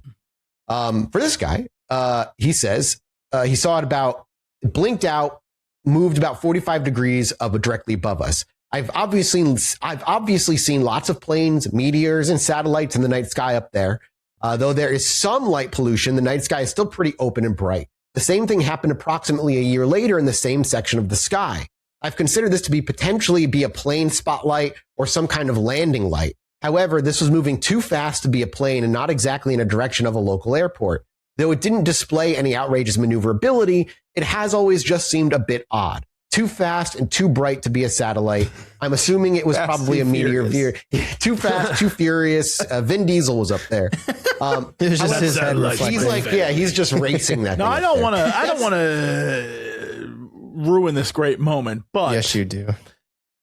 The 9th movie, they did go to space to stop us. No way. Go to space. They did go to space in their last movie, in one of their later movies. It could be Vin Diesel. Well, actually, that's wrong. It would have to be Ludacris. Would have to be up there because he went to space. Yeah, he said Luda. Yep. Luda. Like this about to be an iridium flare. So it's quite possible they are up there right now, looking down. Like for what he says is like, he says it was moving too fast. I will also say there are satellites, depending on how close to Earth it is. Some satellites look extremely bright and move pretty fucking fast, like surprisingly fast across the sky. So you have to be like weary of that. Like, why are you moving so fast, kind of thing? Like, what are we doing a couple times where I'm like, oh wow, that's moving really quickly. But like, especially if it's a satellite that was launched within a day, where they're still like moving and like catching they can look like they're moving extremely quickly. But who knows? He says there's some general weirdness up north. Maybe it's because of this. Alex, do you want to take it from here and continue on? Sure. There's a somewhat secret submarine base in Lake Pend Oriel, not far from my family's home. That's right. This lake is so deep that they test subs in it. I'm not privy to anything that has been tested there. If I was going to make any assumptions based on snippets I found out, it would be stealth technology development and testing for drone-esque submarines, all military related, but they won't tell you that. My childhood best friend's dad was the director of the facility for many years at Lake Pend Oriel. For many years at Lake Pend Oriel in the 90s to 2000s, I always had a bunch of questions for him, but he would never answer anything. Guy rarely talked in general. My friend said his dad would never disclose anything to him either. He was an odd fella. He just always had a red like sniper dot on his forehead. It's like, oh, no. Every time his dad asks a question, work was very boring today. Yeah. If I tell you, I have to kill you. No. No. Shh. No. He was an odd fellow. He practiced some kind of karate or martial arts religiously and was extremely bright. He sadly passed away from cancer around 2008. As you know, nuclear sites are always a site of a high concentration of weirdness and cancer. Are they testing this kind of propulsion or weaponry up there? No idea, but something to consider for the conspiracy lovers out there. That was in italics, so I didn't really know how to take italics, but I did my best. I don't think it's a conspiracy. They're testing stuff. Like, they're definitely testing stuff. Radiation is just radiation that fucks you up. You know what I mean? Yeah, exactly. It gets in your DNA and messes all up and rewrites also, nuclear sites are also very highly active UAP zones. True. Where That's fucking true. shit shows up constantly. Oh, that's true. Because like, what you got in that room? What do you? It's a human what do you zoo. They're apes checking down in on there. us. You better not use that. What is that? You better not use that. What are you doing? Yeah, with that? exactly. What do you? What is that? What are you What do you got making there? down there? Or like when your dog gets a knife, you're like, Yeah, exactly. It's the human zoo. Yeah, Mars is always running around with a goddamn knife. Stop it. Imagine Smitty starts learning how to like use a knife with proficiency. If he's like loading a rifle and cleaning it, I'm like, hey, put that down. He just looks at you side-eyed. Drop it. Puts it back in the closet and closes it and locks it away and takes the ammo and stores it separately because he knows how to do good gun safety. It's not about that. It's just that Good boy. Yeah. It's not about that he's a bad gun owner. It's just that he shouldn't be using one at all. Right. All right. Two sightings of the same thing happened in Boise, Idaho during daylight hours in 2014. The first one happened on a clear summer day. It had to have been May or June because it wasn't quite hell. My girlfriend at the time and I were playing catch with a Frisbee. We were in an open grassy area, a standard city park. We may or may not have smoked a J-bone before this. Probably, yes, actually. I mean, how much fun can you really have just playing catch with a Frisbee? We definitely A lot of fucking smoked fun. a J-bone. That Todd J-bone. and I have had a lot of fun. This is just a stream of consciousness. Yeah, I always love to say when I'm about to smoke, I'm going to put a giant J-bone in my mouth. I added the J-bone be poppin' as my own little riff on this. Regardless, my ex started having some issues holding on to the disc too long and completely miffing. Miffing is, I don't... Miffling? There's no L in there. I'm tripping myself out. Maybe I've had too many J-bones today. Miffling also feels like a race in Lord of the miffing Rings. the throws. Yeah. Miffings? It's miffing. Yeah. Miffing. Yeah, that's in Baldur's Gate 3. Yeah. After the fourth or fifth utterly shanked throw, she started reorienting by throwing the disc straight up in the air to herself. Is this like Idaho slang? This is like Miffing and shanking this throws? person is like me where when I'm writing something, if I write the same word again, I like go back and I'm like, what other word is there? You I know don't about want to say shanking. the I same don't- word. I do know have about to look at shanking. Yeah, we play golf and we shank a lot. All the time. You guys are just jaying the bones and shanking around. Kissing and shanking each other. Yeah. Yep. That's not golf. That's love, man. That's beautiful. That's love. However, on the final practice throw, she let the Frisbee drop to the ground and instead pointed up and exclaimed, "What the hell is that?" Everybody in the park, a kid's birthday party and a volleyball game was also taking place, looked up and there was a collective stillness that overtook the area. Directly moment in above, my head where the volleyball game, they all immediately stop, the ball's midair, and it just like they all look up and just conks it has to in the hit fucking someone's head. Yeah. Yep. That was in Disclosure Day. Yeah. What a Did you great see that? fucking I movie. didn't. Yeah. It was a joke. Okay. The news story hits and a guy just keeps pouring the coffee forever, dude. Yeah. He keeps making new pots. All right. Everybody in the park, a kid's birthday party. Directly above my girlfriend and I was a somewhat amorphous looking object. I've seen video pictures on our UFOs and the web that are similar, but are generally explained away due to poor image quality. It was very dark gray and it appeared to have some black markings. There was a lighter section, but I couldn't really get a good look at it. It seemed like it was a bit fuzzy or out of focus. It was like a blob, but definitely still had what looked like solid portions. My vision was far from perfect. I've since gotten LASIK, but I had my contacts in. It was potentially rotating. Sometimes your eyes get dry when you're honking the J-bone also. True. It was potentially rotating, but it could have been a J-bone is a fucking, I need to save that. It was potentially, the one that was amazing was from my wife's chat. Somebody said, kissing the Grinch. That's just so funny. Anyway, So good. it was potentially this story to rotating. me is so suspect, just like already. Yeah. Because I'm like, it feels like it was laced. There's witnesses, Yeah. though. I don't believe it at Maybe this they point. all were Ask the honking children. on the J-bone. We were all passing the J-bone. Yeah, maybe. Okay. Anyway, it's potentially rotating, but it could have been a trick on my eyes. It seemed a bit amorphous, so it could have been moving along like usual for all I know. No lights except for an occasional speck of odd orange or amber color that would come in and out of view as it either rotated or schlorped along. It was like the orange was nice. It was like the orange was emanating some kind of light, but not the light we are all used to seeing. The closest descriptions go along with other experiencers when they see amber lights. Difficult to describe. No sound either. It's one of those situations where I know I saw something, but it was so foreign, my brain couldn't put together what it actually was. The object was completely silent and maybe 500 to 1,000 feet in elevation, so pretty low. What sold this to me as a legitimate sighting was the travel. It moved in a straight line, and there was no wind, and it moved very fast. Actually, according to what Mathis just said, this is probably a satellite. Iridium flared. It also could be literally what moves fast and flashes fucking space debris catching the sun. Yep. Gravity type shit. Yep. When you watch a plane at cruising altitude of about 40,000 feet, you can almost tell it is acting within a certain elevation. It appears to somewhat move in a slow arc or with the lens of the sky, so to speak. This moves straight. This moved straight like a bullet out of a gun. It moved in an east-northeast trajectory straight out into the sky. It never lowered towards the horizon at all. It was a fascinating sight, and I've never seen anything like it since.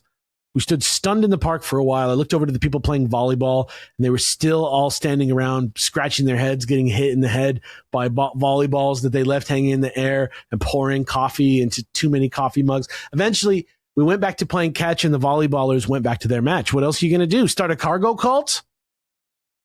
I saw this object a second time a few months later from inside my apartment. Jesse's reaction to that was just, it was chef's kiss. I saw this object a second time a few months later from inside my apartment. I glanced it, recognized it, and attempted to run out the back door. This time, I was ready and was already pulling out my phone. I was completely awestruck the first time. By the time I thought of my phone, it was a speck in the distance. However, this time, the action of pulling out my phone was my own undoing as my pocket turned inside out and got caught on the screen door handle as I attempted to get outside and take a photo. Kind of fucking Wait. In the last story, he said it was fascinating and I'd never seen anything like it since. Until now. And then I saw it a second time a few months later. His door disarmed him. His door grabbed his hand. You think Al is turned off the show? Liam Neeson. You think the problem is that it is no different than Mathis seeing something in the sky and then suddenly seeing something in the sky all the time. Yeah, but that first sighting was a fucking triangle. Well, that's what I'm saying is you saw one thing and then you were like, well, now I see things all the time. I feel like it just unlocks you, like your brain's like, oh, that's what it must be. Or maybe that was your destiny. Well, but I think, Jesse, I will come to bat on your side for this. Like, I agree. I think because I saw something, I started looking way more. Like, I was already looking a lot, but I started looking way more. And yeah, especially in the early few months, felt like I was seeing something in the sky constantly, only to learn that majority, if not all of those, especially the early stuff, was either a star that literally rose and settled over the horizon in under 2 hours. So every time I looked, it was like in a different spot, and that confused me. Like from like satellite stuff. Yeah, I think this stuff, especially if you've never seen it before and you're looking in the sky more the first time, you start seeing things that aren't actually like weird and bizarre. Like when you buy an Elantra, you're always seeing Elantras. You know, dude, that was me with my XB. I was like, God damn it! Everybody bought this brown box car. Anyway. I saw it pass overhead, but I never saw where this one went and haven't seen it again since. Until the next story. Yeah. The difference with this sighting was that it was cloudy and windy. It was moving against the wind. Wind was blowing W, and it was moving in the same ENE trajectory. I don't have an explanation for this either. I will remain with me forever as anomalous. The second time I saw the object, it could have been a large black trash bag caught in the wind. Though I highly doubt it, there was a chance I was confused about the direction the wind was blowing. The final sighting is very likely to be explained as military. The Boise area houses a slew of military aircraft. A-10s and F-16s fly over my office all day. They are deafening if the windows are open. Yeah, We also have they're our- also located in the IX Indoor Amusement Park.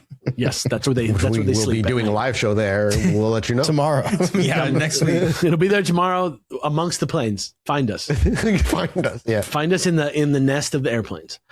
We also have our fair share of Blackhawks and the occasional F-35 that will visit from Mountain Home. There is also a very large tactical tank training facility out in the nearby desert.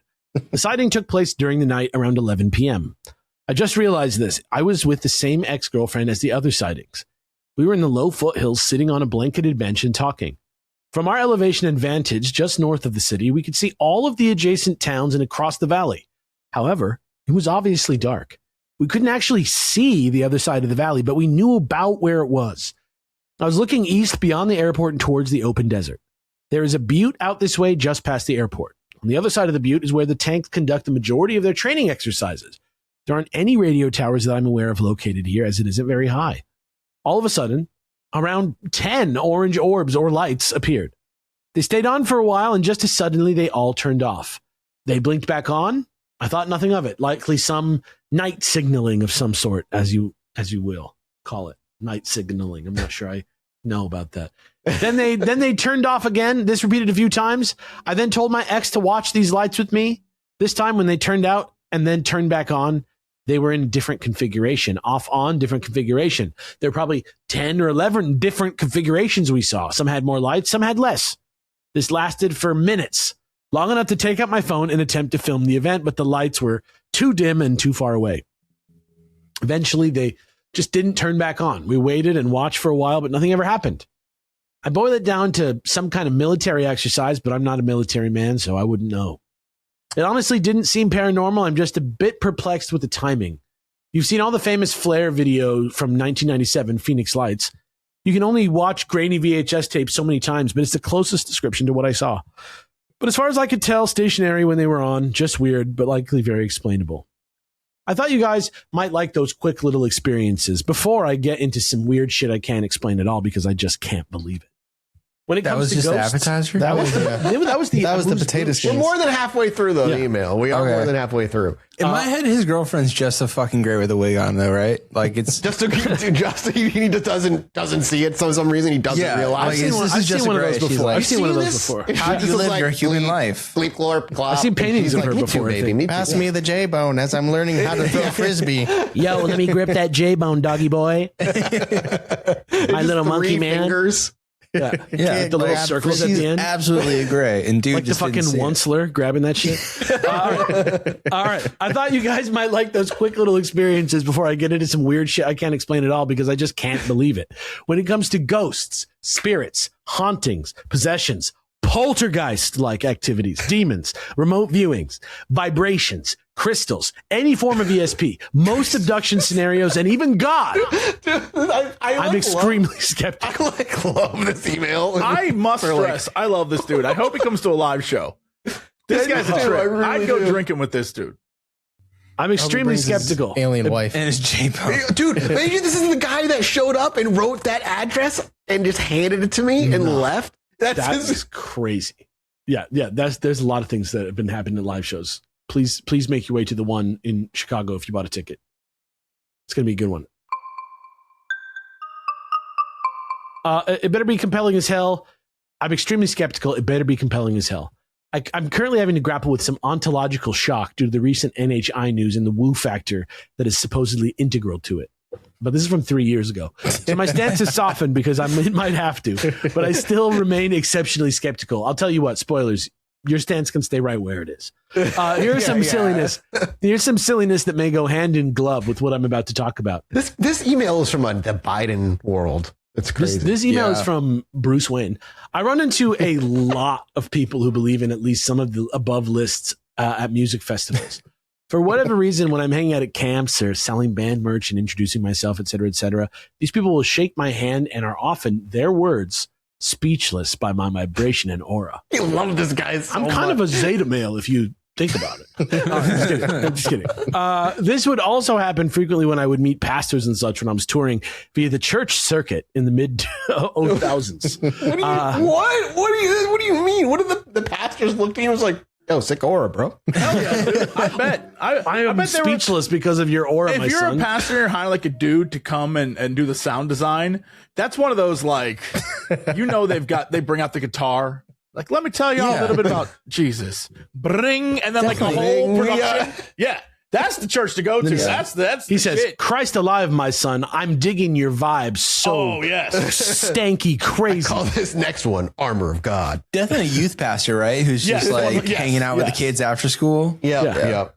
Throwing on their Iris CD from when they were young, getting people. Yeah. Did you guys new ever listen to the stuff, telling song Slide? Well, here's the Catholic rock version of it, actually. them, your parents are going to love So it. why don't you pray? Slide back to church. Through the door. I smile, thank them, and ask what I can do for them, but my eyes are rolling so hard. My dad also says he thinks I have some kind of extra ability. He would talk about the His stories. dad just called him extra, and he took it that way. He would talk about the stories I would tell when I was little. I would always talk about this old house with an old school water wheel. I'm 37 as of writing this, and there are Happy moments when 40th. Yeah, happy 40th to you. and there are moments when this place still flashes into my mind. Usually a smell does it, the smell of decay, so fall. But I don't think I've ever seen a classic water wheel or mill in real life. Why is there like fucking That's So Raven moment in my head? He smells something and it's just like his powers fucking turn on. Oh, let me zoom into his fucking eyeball. I don't understand. What Just a picture of mold inside his eyeball. He also has relayed multiple stories about how he would be telling me something when I was really little, but I was finishing his thoughts and sentences. I already knew what he was trying to say / because explain. your dad was telling you the same story over and over again. And you just didn't realize it. Yeah. He thinks it translates to my ability to jam and have a preemptive knowledge about the direction of music and songs. Oh, I thought it was like literally Oh. jam. No, he's a jam bander. You know, jam. I don't believe any of this. It's just a ton of practice, being aware, and active listening. As for the water wheel and the sweet smell of decay, it's probably just a dream. I'm just some dude that looks like Jermaine Clement. But hell, it adds to the story, right? Jermaine. What a funny thing to No imbue cult leader yourself with. believes he's Jesus, right? Like everybody tells him he just is Jesus. Let me tell you about, I'm just picturing Jermaine Clement from Flight of the Conchords now. Let me I tell you love about him. the house I spent most of my childhood in. Quick aside, my parents still live in the same home. Most of the weird stuff has died down, but it still occasionally kicks up. I wouldn't tell you guys this stuff if I didn't find it utterly perplexing. How this works in my head from the crazy conspiracy or weird side, we have to go way back before I was born. We'll start this journey all the way back in the 70s. This is written like one of my scripts. Yeah. At this point. To start this episode, we have to go to the beginning. This is brilliant. I was born in 86. My father was dating a girl my grandma apparently really liked. She was a bit religious. I never Wait. met my grandfather. Was it your mom? He He was died an when alien, bro. It was the gray. He died when my dad was in high school. Like a lot of parents to the boomer generation, my dad always described him as a drinker and a hard ass. Anyway, this girl my dad was dating ended up breaking things off with him. When my dad recants this story, it goes something like this. Your mom and I were taking a break and I was dating M. I was raised in an atheist household and she was pretty into Jesus. She didn't know about the brick, but Not exactly my thing, but not exactly my thing, but she was nice and my mom really liked her. That gave me a bit of respite because your grandma was having a difficult time since my dad died. She was trying to charge me rent. She was charging me for stuff all the time. I eventually had to move out when I was 17. She wouldn't let me take my bed or dresser. She wanted to sell it. It sucked. Eventually, one day, M called me and said she had to break it off. She was crying and a bit evasive. I asked her what was wrong because it seemed like she was making excuses that just weren't ending up. She eventually said this. I can't be around you at all, ever. I'm not worried about you, your beliefs, or your family. It's the demon that follows you everywhere. It's literally part of you, and you'll never be able to get rid of it. It's a shadow, and I can't believe you don't see it. I've only heard this story twice, but I'm including it for the upcoming events. We're out of the quote thing. is this still the dad?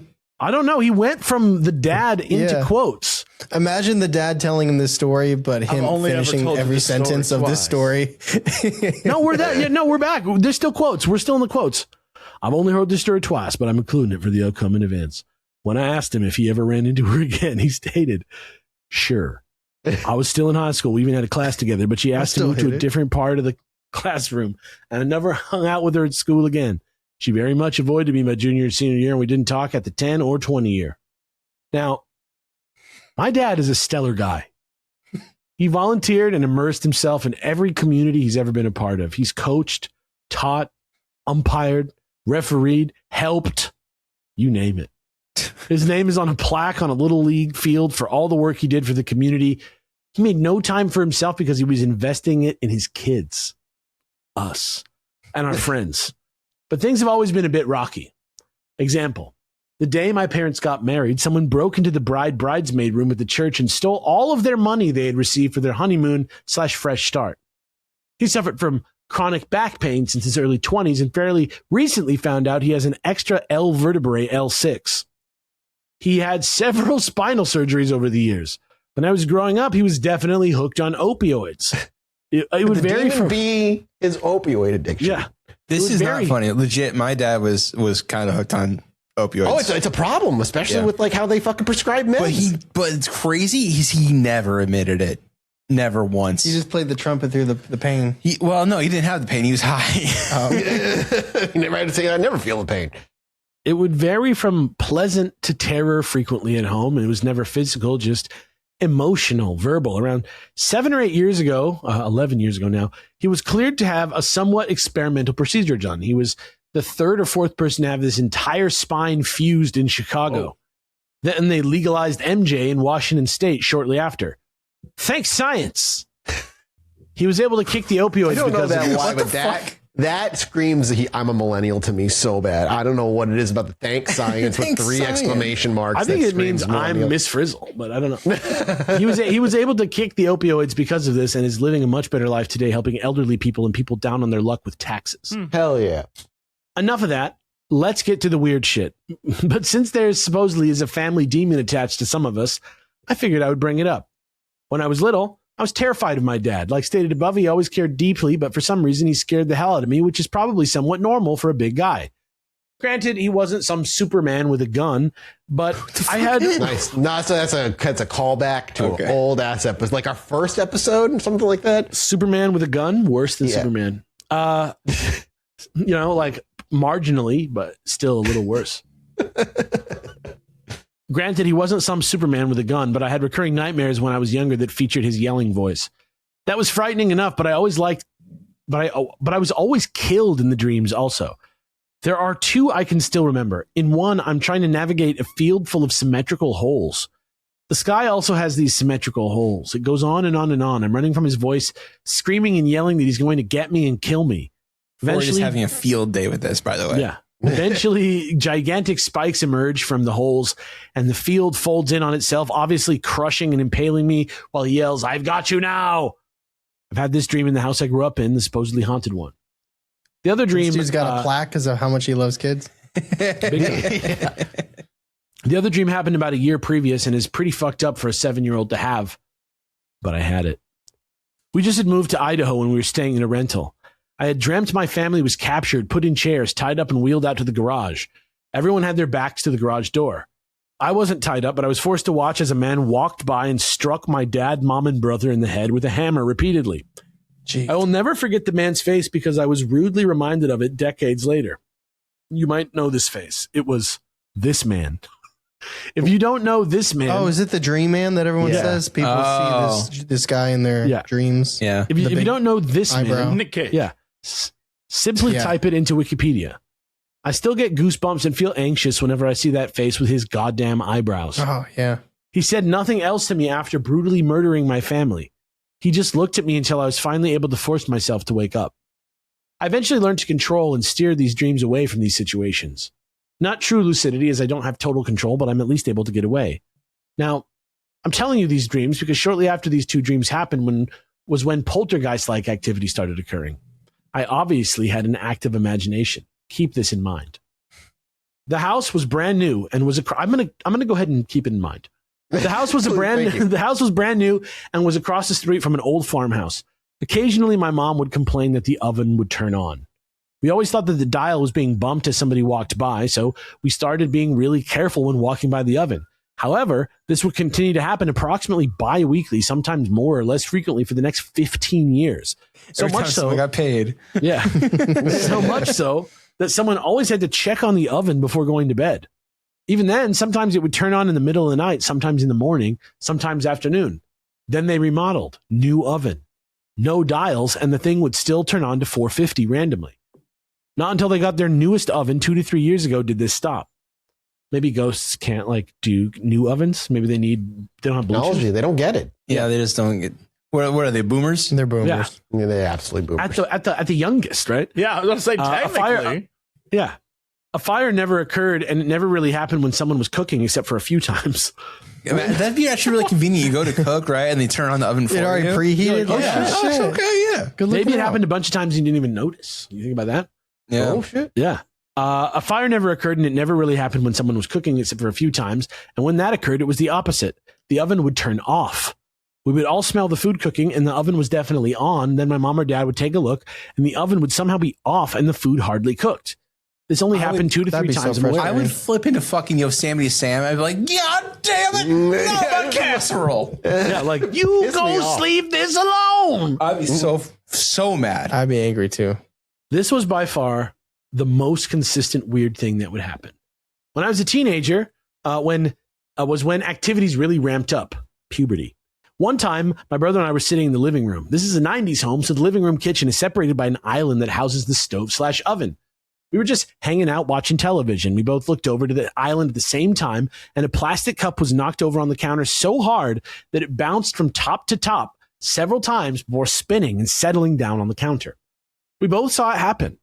When it stopped flipping around and settled, we finally realized what we had just seen and looked at each other wide-eyed. I still remember his face when we locked eyes after it happened. Did you just see that? Immediately followed. We had a rocking chair that sat out on the We had a rocking chair that sat out on our front porch. We had a rocking chair sat out on our front porch. Sat out on our front porch. We could see it through the window by the front door from the living room. There were multiple times when we would all witness the chair rocking wildly for extended amounts of time, 1 to 2 minutes. Wind wasn't the culprit, nor pets or neighbors. How this do we was know? common. I don't know. That's just, I guess they handled that off screen. This was common enough that we stopped running to check if an animal or person was sitting or messing with the chair. This happened just as frequently as the oven randomly turning on, and no animal or person was ever caught doing it. One time when I was around 14 or 15, I walked in the front door after getting home from school. For some reason, my mom was on her hands and knees picking stuff out of the carpet. I asked what was going on, and she described the following. I was sitting here doing my usual work at the desk. I looked up at the lit candle sitting on the top of the desk because I heard a scraping noise. The candle then floated briefly before it flew off the top against the wall and threw wax everywhere. Damn ghost is at it again. That was when I noticed drying warm wax all over the walls, in the carpet, and all over the side of the desk. I asked her if she was okay, and she said, yes, as I started helping her clean up. Maybe she accidentally knocked a lit candle off the desk and didn't want to admit it? Not so sure. She isn't really like that. It was back in the days of home interiors and gifts. And if you know their candles, you know they came in thick-walled glass jars. Dick. She just tripped in. Yeah, you better hope it's a candle and not something else. Yeah, hell yeah. That hard-drying juice. I'll help you, Mom. Don't worry. This one entails my mom, little sister, and my now sister-in-law. They've all seen an old man standing in our living room looking outside at us. It definitely freaked my mom out when it happened. She said he walked right through the living room but was looking out into the backyard. My sister said he just stood there. When she looked away at the dog and then looked back, he was gone. My sister-in-law didn't know the extent of the happenings at our house at the time. She was standing on the back patio eating some chips or some sort of snack with the rest of the family. She then asked, who's the old guy in our living room? Your uncle? He's just been hanging out in there staring at us for quite a while.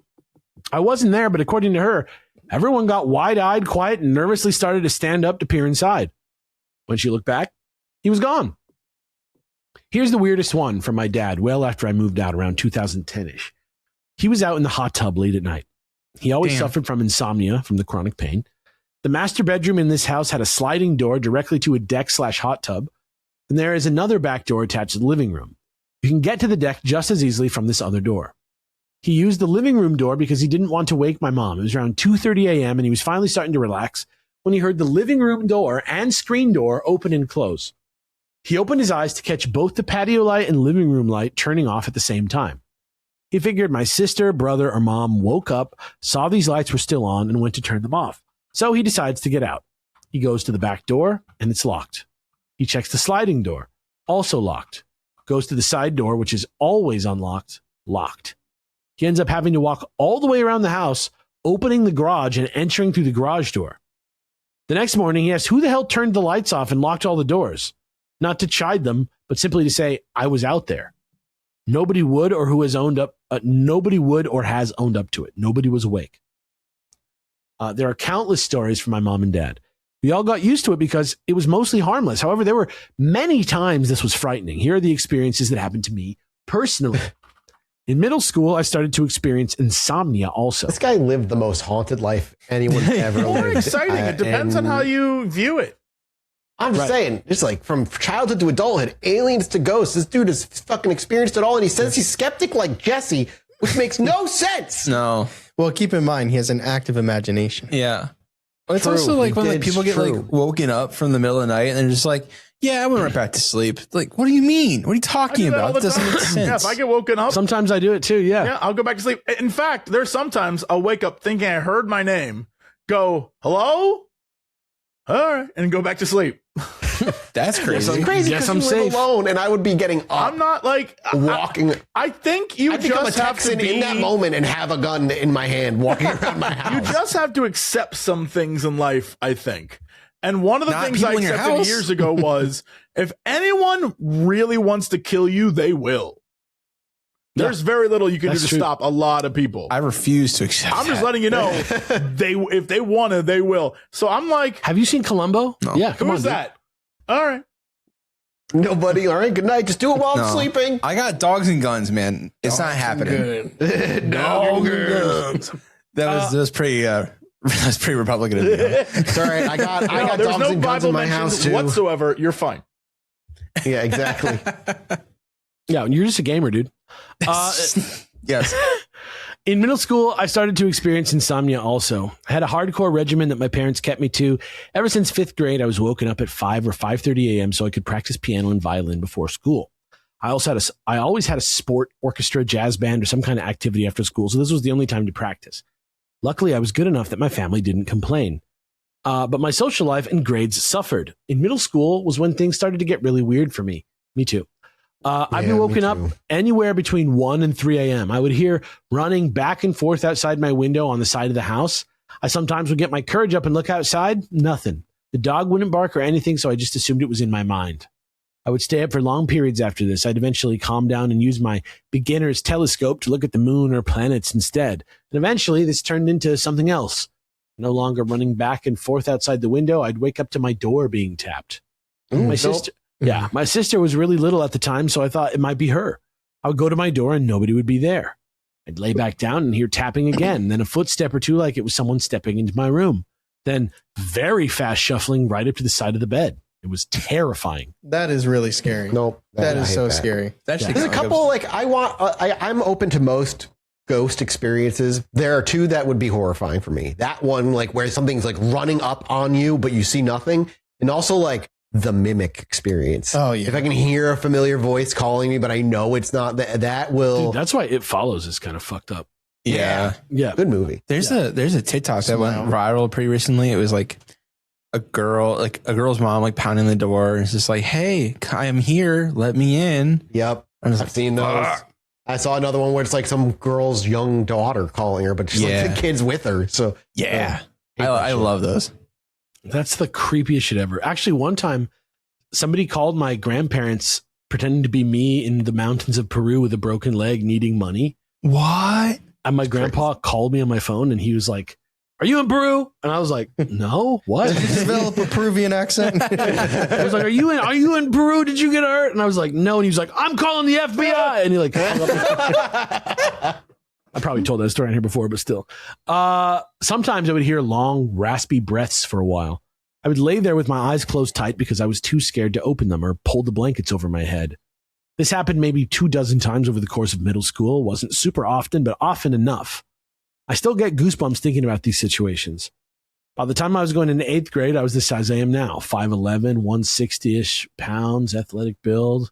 Looked like Jack Lady. like Jermaine Is that in there? Clemens. Yeah, I like how you really like painted a good picture.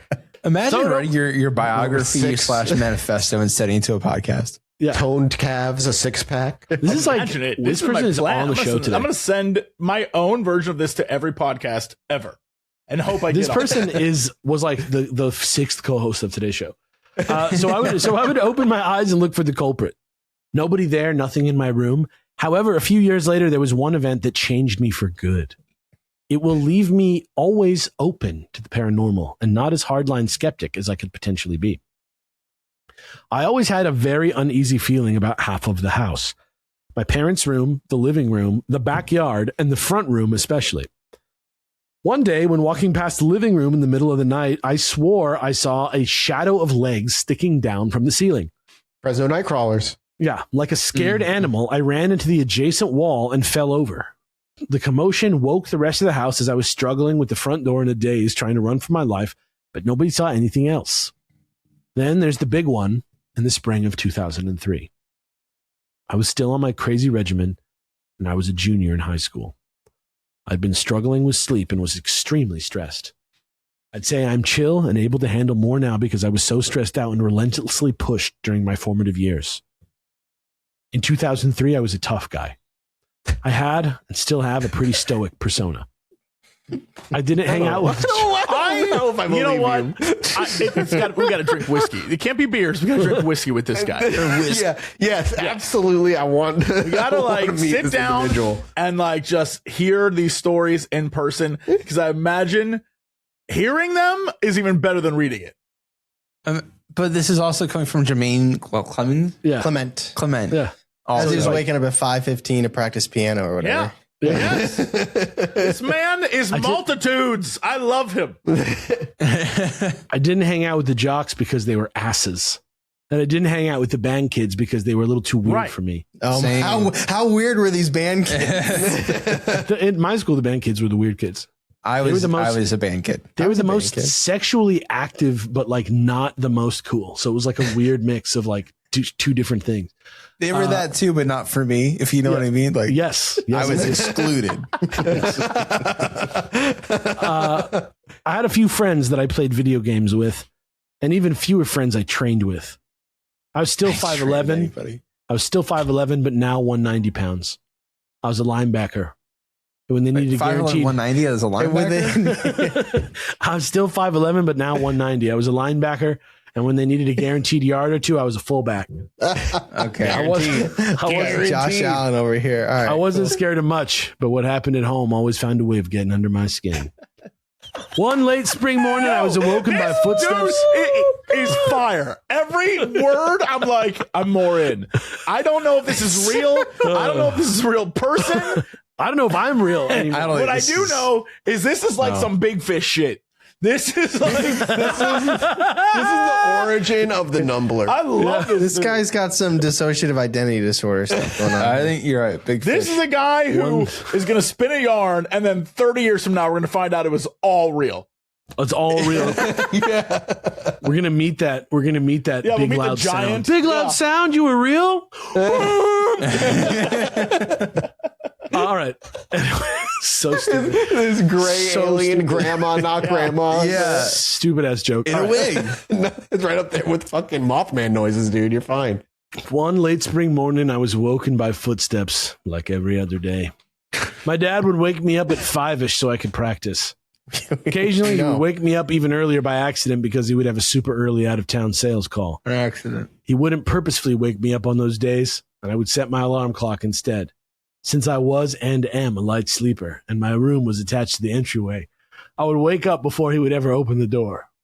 This particular morning, I heard footsteps approaching, but instead of the dull thud that would be my dad, I heard clicks. No heel toe, just a slow click, click, click, click on the hard wood with a bit of weight behind it. Sounded like wood on wood. Thought it was a little weird, but maybe he was carrying something. I heard the doorknob turn and the door swing open into my room. There were no lights on, and I didn't have a direct line of sight to the open door, but I was watching and waiting for the person to step into the room. Then the entryway light turned on, but I hadn't heard any steps to get to the switch. I glanced at the alarm clock at the foot of my bed. It was 3 a.m. Light spilled onto the wall in my bedroom, and a figure stepped into the doorframe. I couldn't make out at all what or who it could have been. I tentatively said, Dad? No response. No movements. Then a little more. Dad? It's a little early. You all right? No response. My brother is 2 years younger than me and has a sense of humor, so I asked if it was him. Bobby, you there? You all right? Sis? Nothing. I was transfixed and now officially wide awake, watching the odd shadow. Then, a bit of movement. Something kind of like twitching and a dangling back and forth off the side of the shadow. Oh, geez. Like a large earring or pendant dangling off of someone's arm. Oh, okay. Imagine if you were in Plato's cave and the toxic Avenger was casting the shadow. Once I had a realization of what I was potentially looking at, I froze, eyes wide in the dark and terror washing over me. I slowly started sliding down into the gap between the wall and the bed. It was the only thing I could do to put something between me and whatever the hell it was. Try to dip out through his gap in his bed. It's like, oh, bye. Yeah. It finally got down to the ground where I could peer over the mattress and jump out as something came at me. I know several minutes passed as I glanced at my alarm clock and I stayed crouched down in the gap. As I was watching, the shadow teetered left and right and got shorter, stepped out of the door frame and into the entryway. It stayed there for a few seconds and then my door slammed shut and the entryway light shut off at the same time. Physical impossibility. Nothing grabbed the knob. It simply slammed shut. The light switch is around 8 feet away from the door. I stayed in the gap for another 20 minutes or so in complete darkness. I was straining my ears, but I never heard any walking away or any other movement in the house. Nobody else woke up after my door slammed. I eventually stood up and turned on my desk light and looked around my room and found nothing. I had zero plans to open my door to the entryway as I was thoroughly spooked. I figured it had to be one of four things. My brother trying to scare me as we both knew about the ghost. My dad accidentally woke up too early and sleepwalked through the motions. My dad woke up early to go to the office and accidentally woke me up. Or the ghost. It couldn't have been my mom or my sister. The shadow was too tall. I stayed up until my usual 5 a.m. wake-up time and got to practicing. After wrapping up my violin practice, I opened my doors as I was now hearing movement in other places around the house. I went a few feet to the front door and looked out. My dad's truck was still in its spot, so I started practicing piano. Once I finished up with that, the rest of my family was now in the living room getting ready for school and or work. Since everyone was together, I asked everyone, hey, did any of you mean to wake me up early this morning, like 3 a.m.? Anybody have any weird sleepwalking dreams? Did you hear my door slam? Anything? Just a lot of confused looks and sounds about right comments after explaining the night I had. Nobody's ever fessed up to doing this. Everyone in my house has had similar experiences. My sister won't even talk about it, and she's now nearly 30. Here's the kicker that wraps all this up. We had a neighbor across the street living in an old farmhouse. He taught math at the high school and was the golf coach. He was actually Tiger Woods' high school golf coach. Of course he was. Of course he was. No, of course he was. That makes the most sense for this story. This guy is a Letterman jacket wearing, a nearly 6 foot tall linebacker. He's a Jerry Sue. Violin playing, piano playing, not jock, nice guy. He With an active is imagination. our perfect listener. Straight up All Jerry of Sue. you could just be this. Please, live up to this. He also, the coach helped Tiger Woods' dad tape his hands to the golf club. Yeah, exactly. Yeah. He was famously quoted as saying, I just told him when the bus was showing up. Regardless, he What moved the fuck in does when that I mean? was... I wish that was my quote. What does that mean? That's what he said about teaching Tiger Woods. I Regardless, think it's like I didn't have to do anything. I think it was just he was just good. yeah. Thank you. Yeah. Regardless, he moved in when I was about 12 and was renovating the place. The coach did? He was across the street in a farmhouse. In doing so, he had to pull records and did some research on the property. Where our house sits was where the barn was actually situated. Apparently, the initial proprietor of the property lost his wife to a sickness. One day, some years later, one of his workers shows up to the property and can't find him in the farmhouse. He didn't think much of it, as sometimes the old man went to the barn and started work before anyone else. He headed out to the barn and upon opening the doors found him hanging from the rafters. We'd already been experiencing activities for 5 years prior to finding out this information. Was it a family demon or the old man who hung himself? Probably neither. Fuck found you. it- No, fuck you. It's a fucking demon. I find it interesting looking back after all this time. Listening to the podcast has reawoken some pretty crazy memories. For a very long time, I explained everything away as just hearing things or misinterpreting things, the scariest memories I buried and have attempted to forget. However, the more I've listened and the more I've let myself be open to those situations again, the more odd things have ended up becoming. It is becoming less and less explainable and more woo. Still not a fan of it. Still don't exactly believe in it. But the more and more we delve into consciousness studies, altered states in time, the more my eyebrows raise. One of these days, I swear they're going to fly right off my forehead. But until that day, these were just weird things that happened to a regular fella. Thanks, guys. You really have helped make work tolerable, normal guy. and road trips entertaining. If I'm ever able to catch you at a live show, first and second round is on me. I really like time slices. I heard they were real. I read about them in an I don't think encyclopedia. this is what it says. You're really cool. You're really cool. I see it right there. Yeah, you're really none of cool. This is real. And this part of the letter is real. And I love you guys. And I'll talk to you later. Al. Al? Wow. Hold on. Al, if you've been That to a last part live was a show, little we weird, weren't but- aware yeah. that you were this Al. I need you to understand. You rock, and I owe you a drink. There you go. Yeah, that fucking part of the end pissed me off. Are you The sure part it's about the Al time and slices, not- I made that up. That was my bit. The Are you time sure slices, it's not that Al was me. and not AI? Like in this, just If it's, I mean, Chat I GPT. hardly Love- taste this. I hope not. Love ChatGPT. Love ChatGPT. But that was before I heard the story. Now that I've heard the story and the Now you're pretty sure it was that. Maybe it's just a jump scare at the end. AI! Ah! Wow, Data there's a lot to unpack there. Yeah. I mean, look, I got like a person's life. yeah. There was it counted, I think, because we went into some areas, we weighed in on some different types of hauntings. We talked about iridium flares, we talked about ghosts, we talked about aliens, we talked about fucking everything today. We talked about skinwalkers, we talked about your skinwalker thing, maybe that you saw. My wife was here, she would tell you about hers that she saw in exactly the same way you saw yours. Poop and pants story. yeah. We Iridium found out flares that feels you like pooped it was yourself a like couple yesterday. times. I think I've shaved since we talked about that. Yeah, I know. yeah. That's No, true. we covered fucking everything. Yeah, Charlie This is poops. either the best listener story or the worst No, listener this is the story. I best. think it depends. This was a It depends on who story. you are. This was This was the Fantastic. story of a listener. This wasn't a listener story. This was a listener's You know, story. sometimes you get a story and This is it's like it's just telling you what happened. Yeah. But this was truly a story. This is a listener saga. Someone wrote a It story. was. We went through the prequel, the main one, and the sequel. You asked us like 4,000 years ago if there was some things that like stood out to us.